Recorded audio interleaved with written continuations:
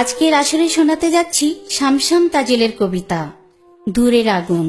বুকের পাড়ায় হাত রেখে কেউ অশ্রু পেল, কেউ বা পেল খুঁড়ের আওয়াজ। হাত বাড়ালেই হাত পাওয়া যায় এমন কোনো মন্ত্র তো নেই, আছে নাকি তেমন কিছু?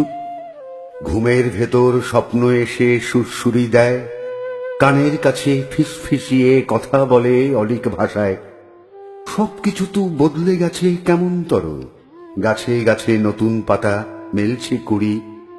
ঋতুর বদল ঘটে গেছে ঘুমের ভেতর, ঘরের লোভে ঘর ভেঙেছে পুরনো মানুষ। ছায়ার সঙ্গে যুদ্ধ করে কে জিতেছে? জীবনব্যাপী ছায়াবাজি। পাওয়ার ছিল একটি ঘোড়া, লাগামবিহীন উদার জীবন।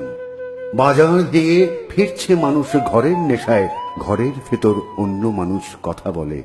তবে কি আমি ভুল করেছি? ভুল করে কি নাড়ছি করা অন্য ঘরের? বৃষ্টি নামে ভিজিয়ে দিয়ে নতুন পাতা অঝোর ধারায়, আমায় তখন পোড়ায় কেবল দূরের আগুন।